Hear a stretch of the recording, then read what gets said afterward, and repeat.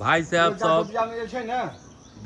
सब आयल छथि और कहै छै जे अपना लेल अगर केलहुँ तऽ किछु नहि केलहुँ। अगर समाजके प्रति अगर अहाँ उपकार केलहुँ, अहाँ समाजके अगर बढ़ेलहुँ तऽ बहुत पैघ बात छै।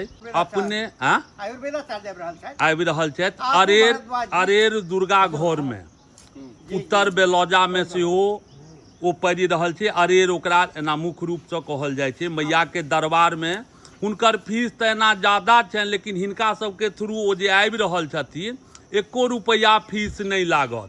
जे केओ अगर इच्छुक हेबै तऽ आयुर्वेद एनाहियो कहै छै जे अगर फायदा नहीं करत तऽ गरफेदो नहीं करत। आब भाई साहब सबसँ बात करबबै छी अहूँ सबके।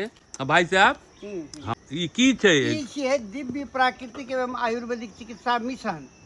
हमरा सबके उद्देश्य है, आइ काल्हि की छै तऽ 100 में 90 आदमी बीमार छै, घर घर लोग बीमार पड़ रहा है। सही बात छै। और अंग्रेजी दवाई एकर विकल्प पूर्णतः ठीक करे के नहीं दै छै। वो एक बीमारी के ठीक करत तऽ दोसर बीमारी साइड इफेक्ट से वो भ जाइ छै।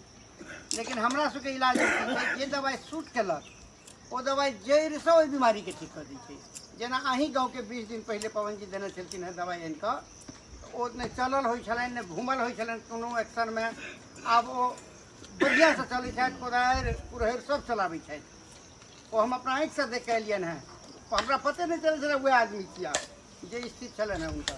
तो वीडियो बनबो के यह उद्देश्य है। हम ज्यादा काल अहूँ सबके हाँ ज्यादा काल अहूँ सबके टाइम नहीं लेब। अरेर अपन अरेर दुर्गा घर मंदिर में आयुर्वेदाचार्य एता 10 बजे आबि जेता, 10 बजे में चलि अयथिन।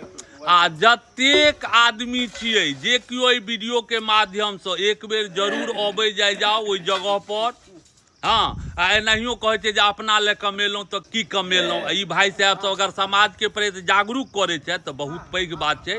तैं हिनका सब सम्मान लायक हिनकर सबके गप बुझेला, तैं वीडियो बना कऽ अहूँ सबके दऽ रहल छी। पूर्णतः आयुर्वेदिक तरीका अपना सब जीवू नीक से स्वास्थ्य बड पैघ।